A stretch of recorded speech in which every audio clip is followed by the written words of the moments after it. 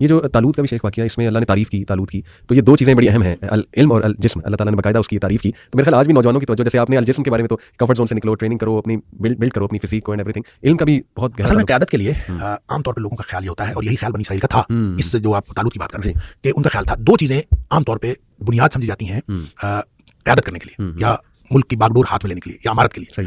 وہ ایک دولت ہے اور ایک نسل ہے. آپ خاص نسل سے ہوں، خاص خاندان سے ہوں اور آپ دولت مند ہوں. یہ دو چیزیں ہوں تو پھر سمجھا جاتا ہے کہ آپ وہ بیسک کوالیفیکیشن پوری کرتے ہیں کہ جب آپ کو جو ہے وہ مل جائے. تو یہی بیسک کوالیفیکیشن سمجھی تھی بنی اسرائیل نے، اور انہوں نے اسی لیے اعتراض کیا تھا. انہوں نے کہا تھا کہ ان کو مال کے اندر بھی ان کو کوئی ہم سے جو ہے وہ فوقیت نہیں دی گئی، اور نسلی طور پر بھی اس نسل میں سے نہیں تھے جس کو یہودی جو ہے وہ اپنے میں سے برتر نسل سمجھتے تھے، اس میں سے نہیں تھے. لہٰذا قبیلے کے اعتبار سے بھی اس میں سے نہیں، دولت بھی ان کے پاس نہیں، تو کس لیے ان کو جو ہے وہ ہمارے اوپر فوقیت دی. اس کا جواب دیا گیا کہ تم جن دو چیزوں کو بنیاد بنا رہے ہو وہ بنیاد ہی غلط ہے. بنیاد ہے جسم اور یعنی جسمانی قوت اور علم. جس کے پاس بسطۃ فی العلم والجسم، جس کے پاس علم ہے، جس کے پاس جسمانی قوت ہے، یہ دو بنیادیں ہیں، اور اس بنیاد پر طالوت کو جو ہے وہ امیر بنایا گیا ہے اور بادشاہ بنایا گیا ہے. تو اس کا مطلب یہ ہوا کہ اگر مسلمانوں نے کوئی کامیابی حاصل کرنی ہے تو ان کو بھی اپنی قیادت کی بنیادیں چینج کرنی پڑیں گی. اگر یہ بنیادیں ہماری بھی نسل اور دولت ہے تو پھر ہم کبھی کامیابی حاصل نہیں کر سکتے. کامیابی اگر حاصل کرنی ہے تو ہمیں بھی قیادت، علم اور جسمانی قوت، یعنی جسمانی قوت سے مراد صرف یہ نہیں کہ بندہ ڈیل ڈول کا تگڑا ہو، مطلب اس میں جسمانی صلاحیتیں زیادہ ہوں، جسمانی طور پر بھی صلاحیتیں ہوں، اور وہ کامل آدمی ہو، اور اس کے اندر اللہ تعالیٰ نے جتنی صلاحیتیں ایک انسان کے اندر دی ہوئی ہوں وہ بھرپور اس کے اندر ہوں، اور دوسرا یہ کہ علم بھی اس کے پاس بھرپور ہو. تو علم اور جسم، اس لیے فرمایا بسطۃ فی العلم.